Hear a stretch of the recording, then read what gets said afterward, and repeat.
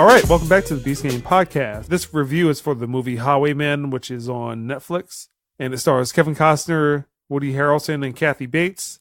And the synopsis is, a pair of police officers come out of retirement to catch the most infamous outlaws, Bonnie and Clyde. So the movie starts off in Texas. It's 1934, and Bonnie and Clyde do a jailbreak. In the process of that jailbreak, they kill a police officer.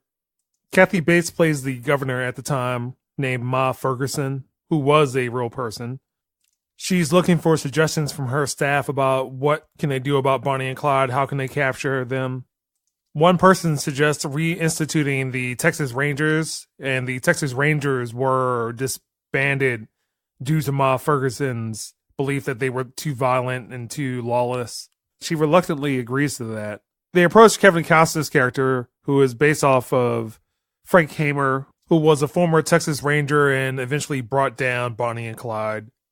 He initially refuses, but then changes his mind once he hears about a news report of some other police officers being killed. And then he also brings in Woody Harrelson's character, who plays Manny Galt, who is a real-life person involved in all this.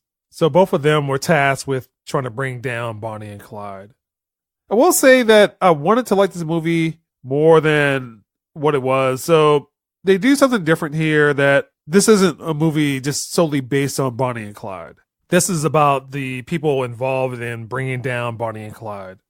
Kevin Costner and Woody Harrelson's character, and it becomes, I wouldn't say a buddy cop movie, but they have their distinct personalities, and the distinct personalities clash with each other and then with the people that they interact with, trying to find out where Bonnie and Clyde are hiding.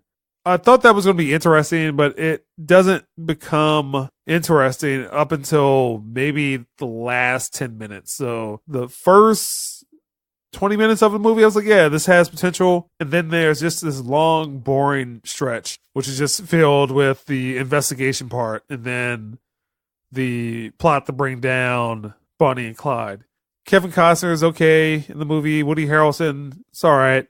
It's shot very well. The locations look very good, but the story just lets this one down. It's not well fleshed out.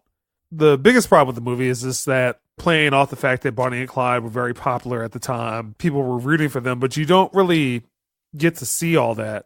If you had to compare this to something, possibly Public Enemies, because I found that movie boring as well. So that was Christian Bale as Melvin Purvis and Johnny Depp as John Dillinger, and that movie just kind of meandered along long enough for it to end. For this one to be a period piece, just to be on Netflix, it's a little bit better than the garbage Netflix has been putting out. Ultimately, it's not where you should be spending your time at on Netflix. You might get more out of watching the History Channel or Bio or some other documentary about Bonnie and Clyde, or documentary about Frank Hamer and Manny Galt. I think that might be a better choice rather than watching this just play out the way that it does. So for that, I'm going to give this a 4. Somewhat interested in this, but just became something so boring that it's better to watch a documentary. The arc for the movie just goes way down. So that's the Beast Game Podcast.